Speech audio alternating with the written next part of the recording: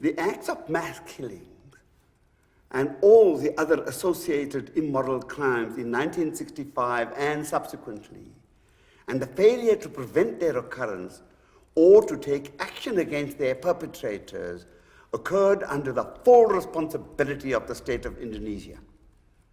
Senior members of the Indonesian government have acknowledged that these crimes were committed, and few have expressed a desire to investigate them or apologize for them. Although contemporary reporting of them was mostly suppressed by the military Suharto regime, there were occasional admissions that they occurred. Subsequent investigation by Indonesian and other researchers has exposed the orders and directives which linked that regime to the crimes committed in various regions of Indonesia, showing a coherent chain of command from Jakarta to the lower levels.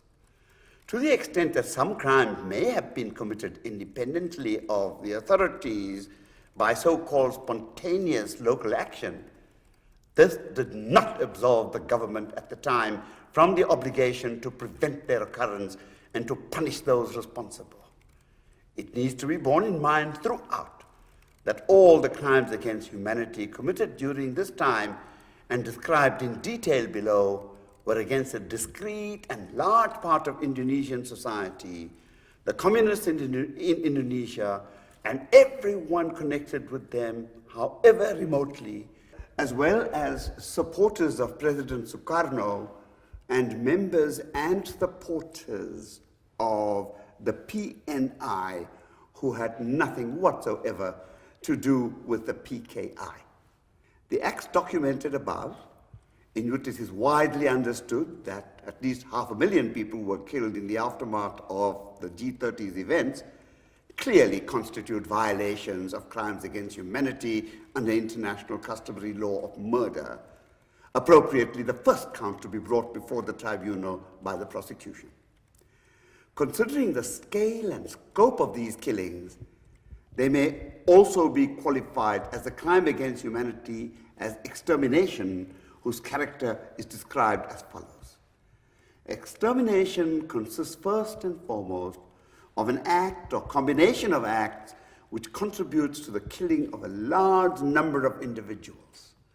Criminal responsibility for extermination, therefore, only attaches to those individuals responsible for a large number of deaths, even if their part therein was remote or indirect. By contrast, responsibility for one or for a limited number of such killings is insufficient in principle to constitute an act of extermination. Acts of extermination must therefore be collective in nature rather than directed towards singled out individuals or people. An act or combination of acts could amount to extermination if it contributed, whether immediately or eventually, directly or indirectly, to the unlawful physical elimination of a large number of individuals.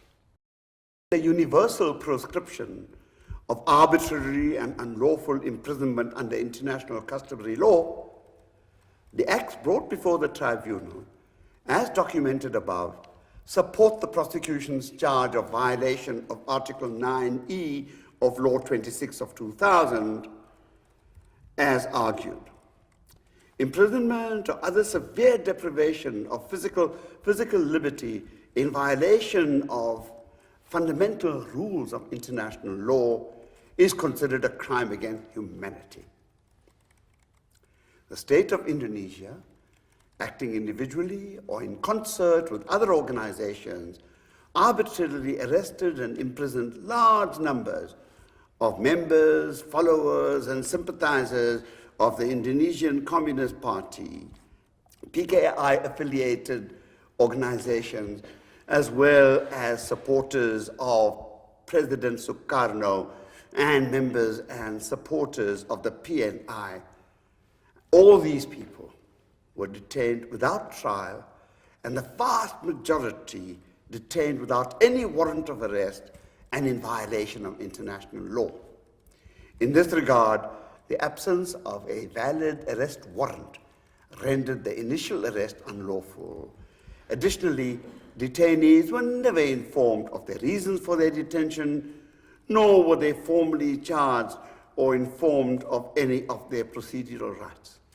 On the contrary, the approximately 1 million prisoners were detained on a categorization administered by psychologists and based on an assessment of their apparent level of communist loyalty.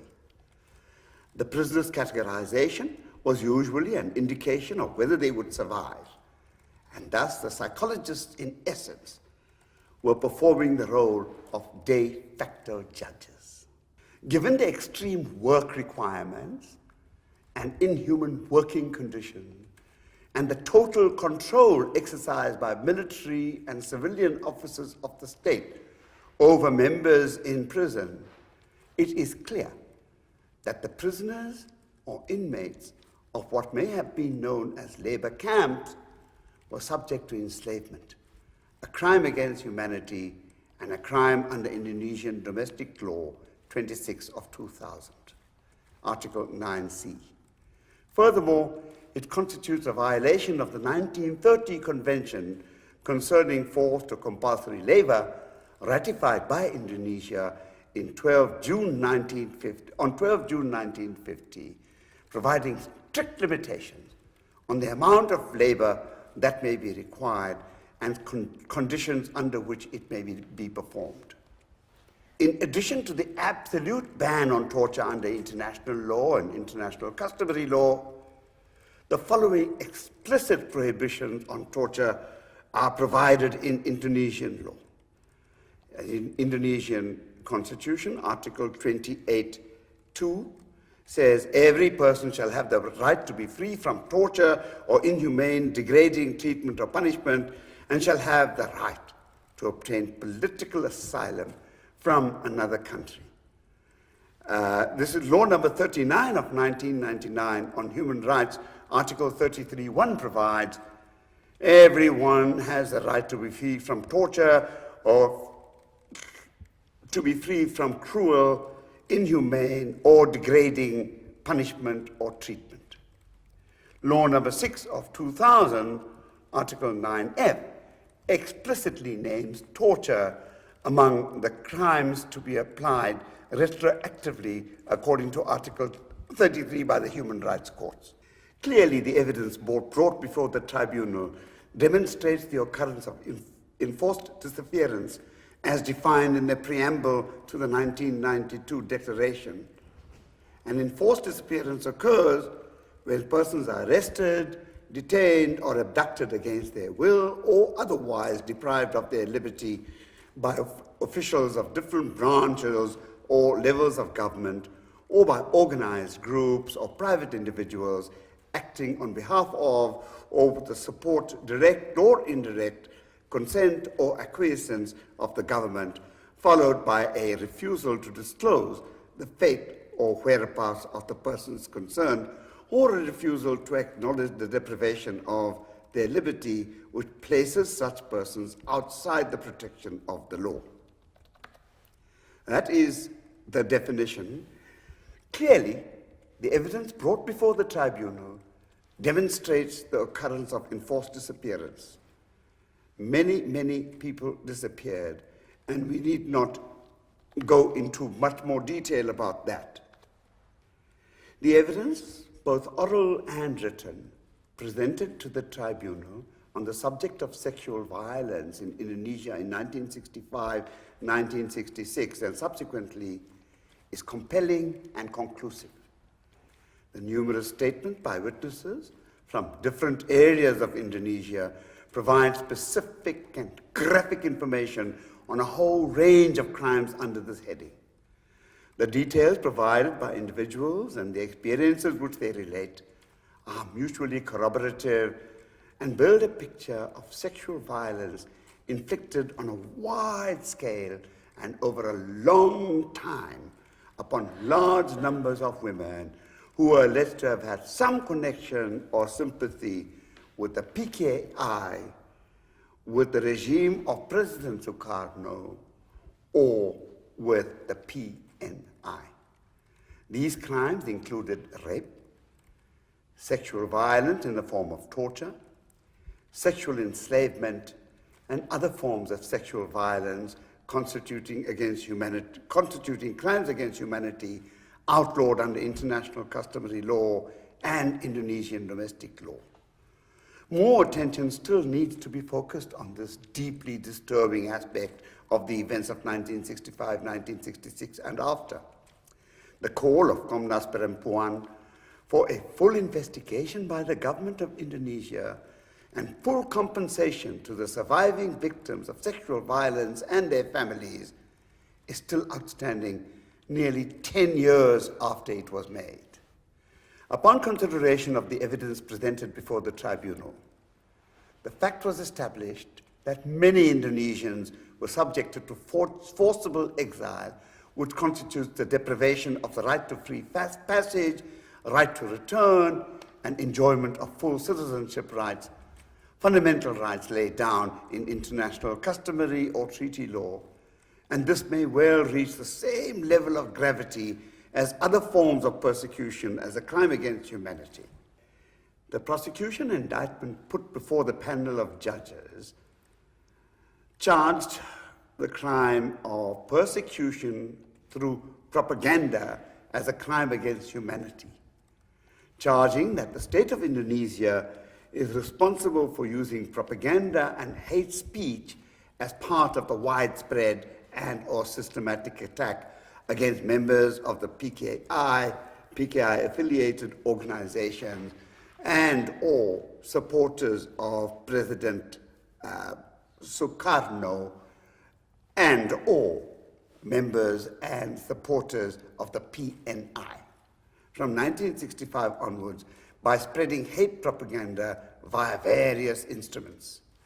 The false propaganda campaign was essential to the widespread systematic attack on all the people that I have just mentioned. The false propaganda was the first significant step in the attack and is therefore a human rights violation. The propaganda version of the events of 30 September, 1 October 1965 had a significant dehumanizing impact, helping to justify the extra-legal persecution, detention, and killing of alleged suspects, and particularly to legitimize the use of sexual violence against women. Unchallenged for more than 3 decades, this propaganda also contributed to the denial of civil rights of survivors and the absence of any attempt to remedy injustices against them. There is abundant evidence provided to the tribunal that within a few weeks after 30th September, the governments of the United States, United Kingdom, and Australia were well aware through reports from their own diplomats in Jakarta, as well as from foreign media and some non-governmental observers, that the communists and many others accused of association with them were being slaughtered on a large scale. By the beginning of 1966, the numbers which were reliably reported to Washington, London, and Canberra ranged from a minimum of 100,000 to 4 times that count. In April 1966, the chief foreign correspondent of the New York Times described the Indonesian killings as, quote, one of history's most vicious massacres, unquote, rivaling in scale and savagery, quote, Turkey's Armenian massacres, Stalin's starvation of the kulaks, Hitler's Jewish genocide, the Muslim Hindu killings following India's partition, the enormous purges after China's communization. In one of the fullest accounts, the experienced US journalist Seymour Topping reported his findings at length in the same newspaper in August 1966. He observed that executions were usually carried out by the military in central Java and that the people in East Java and in Bali were incited by the army and the police to kill. We note that in seeking to explain the widespread indifference to the human suffering in Indonesia, academic studies of this period place these events within the broader international context of the Cold War, heightened in Asia at the time by the war in Vietnam. In its above consideration of the acts brought by the prosecution, it has been established that a number of these acts were committed against alleged leaders of the PKI and those alleged to be its members or sympathizers, as well as a much broader number of people, including Sukarno loyalists, trade unions, teachers, and specifically against people of ethnic Chinese or mixed descent, as well as members of the PNI. These include the commission of a number of acts prescribed by the Genocide Convention. It therefore now needs to be determined whether these acts were committed against a protected group as enumerated in the Genocide Convention, and whether these acts were committed with the specific intent to destroy a group in whole or in part. As far as the first question is concerned, the concluding statement issued by the judges at the end of the hearings on 11 November 2015 stated, "It has been established that the state of Indonesia during the relevant period through its military and police arms committed and encouraged the commission of these grave human rights violations on a systematic and widespread basis. The consideration on the act submitted to it by the prosecution demonstrate the extent to which Indonesian society was completely and intentionally reorganized through terror and the destruction of a significant part of the Indonesian national group." A research report says, quote, "In Indonesia, most Chinese were murdered because they belonged to Baperki, an association of Chinese Indonesians associated with the PKI, but ethnic motives played a role in mass killings of Chinese Indonesian citizens as well, particularly in Aceh, Medan, Makassar, and Lombok. To the extent that they were killed because of their Chinese identity, their murders would plausibly amount to genocide under the Genocide Convention." Findings and recommendations. 1. Findings. The state of Indonesia is responsible for and guilty of crimes against humanity consequent upon the commission and perpetration, particularly by the military of that state through its chain of command, of the inhumane acts detailed below.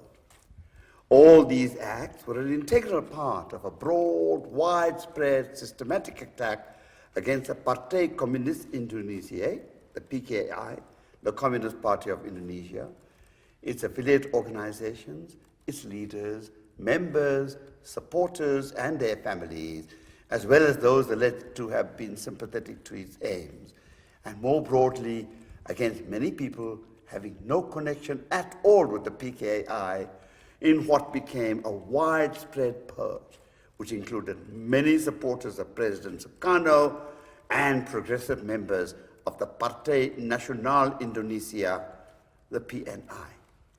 Each inhumane act was in addition a crime in Indonesia and in most civilized countries of the world. The attacks began with the false propaganda discussed here and consisted of the following inhumane actions that were part of the broader attack. The state of Indonesia also failed to prevent the perpetration of these inhumane acts or to punish those responsible for their commission. To the extent that some crimes were committed independently of the authorities by so-called spontaneous local action, this did not absolve the state from the obligation to prevent their occurrence and to punish those responsible. These acts are now summarized below. Killings. The most likely number of people killed is in the region of 400,000 although in view of official secrecy maintained to this day, the figure may be much higher or possibly lower. These brutal murders were sufficiently widespread to constitute the crimes against humanity of mass murder and or extermination, as well as violations of Indonesian domestic law, including the Indonesian Criminal Code, the KUHP, Article 138 and Article 140, and especially Law Number 26 of 2000. These murders were also part of the widespread systematic attack on the PKI and all those deemed to be connected with it, as well as the attack against the supporters of President Sukarno and the members and supporters of the PNI. B. Imprisonment. Statistics are also lacking for the number of people detained in various forms of imprisonment, including forced labor and virtual enslavement.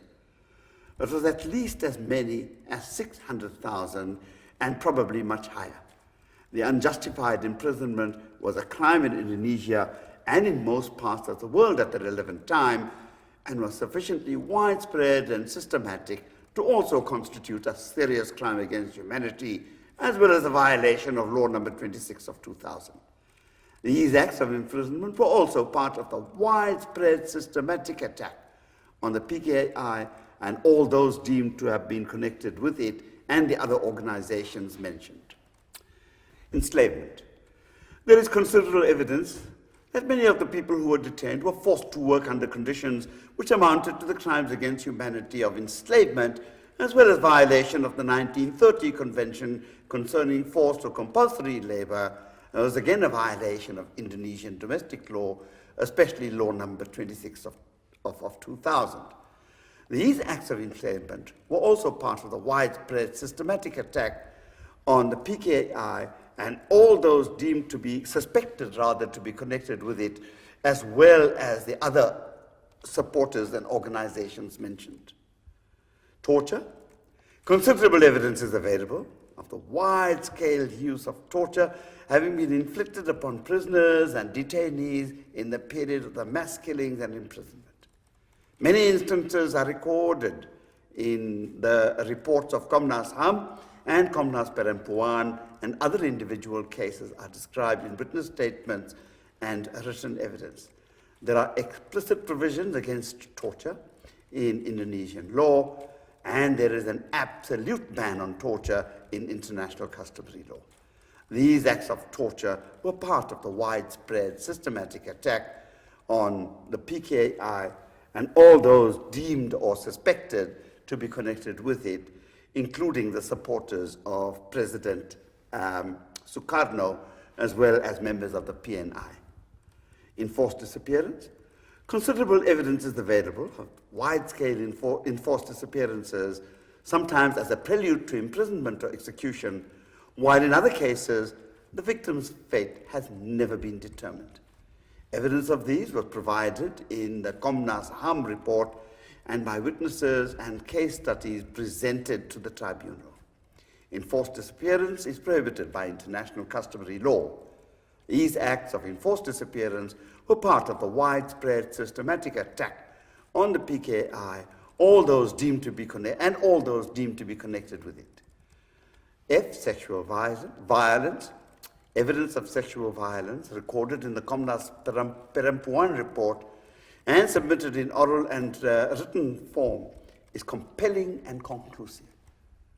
The detail of the tribunal are mutually corroborative and present a picture of widespread systematic acts of sexual violence aimed against women alleged to be associated with the PKI in any way.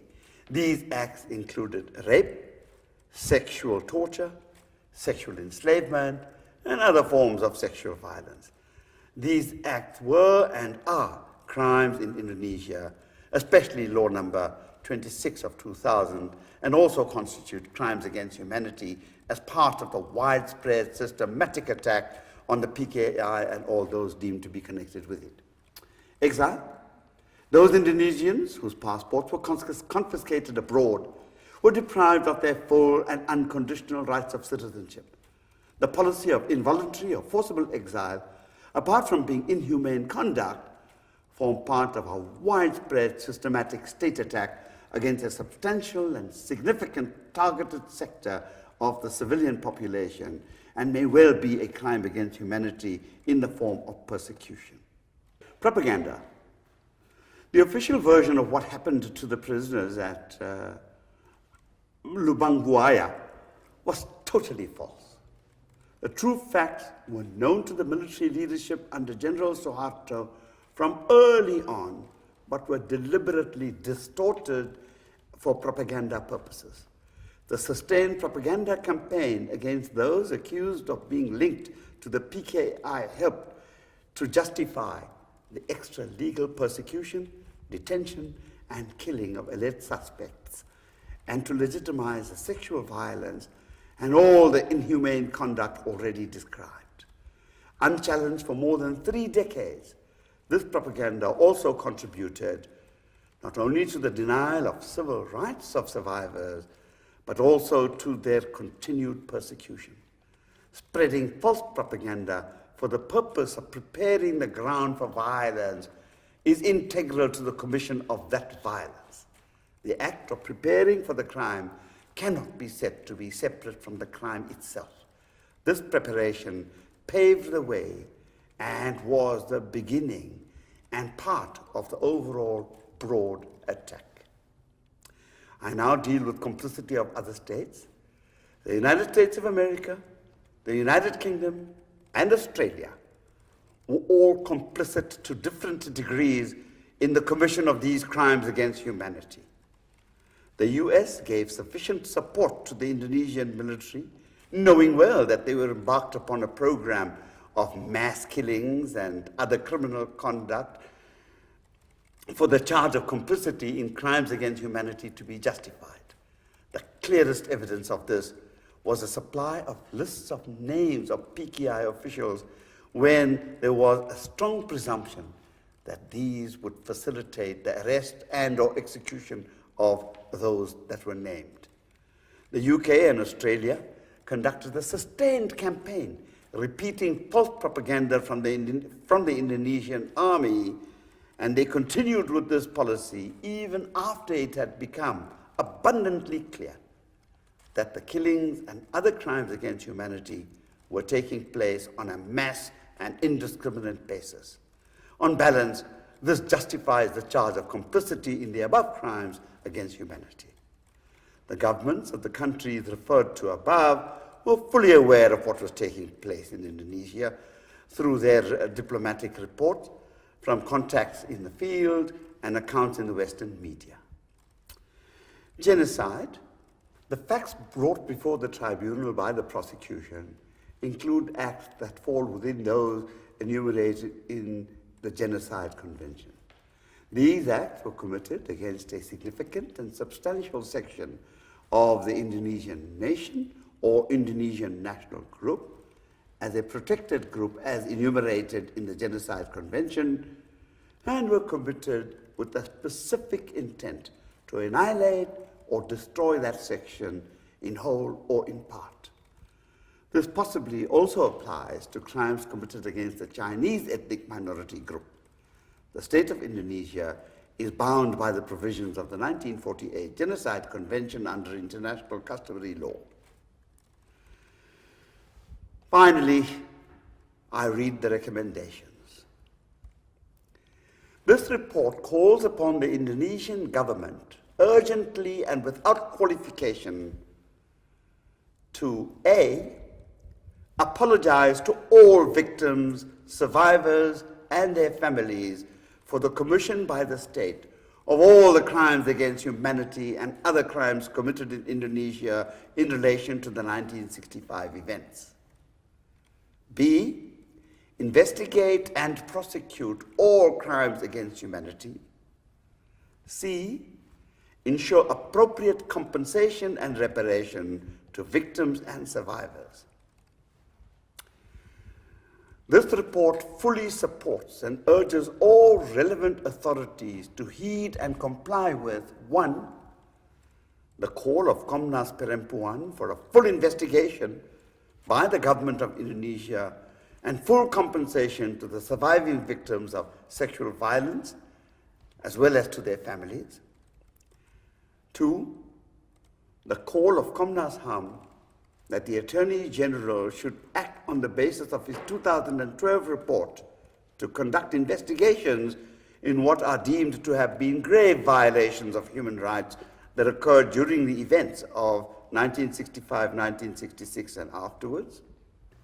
Number 3, the call made by victims and other individuals, as well as Indonesian human rights groups, for the government and all sectors of Indonesian society to A, fight impunity, agreeing that impunity for past serious crimes against humanity poisons a society and breeds new violence.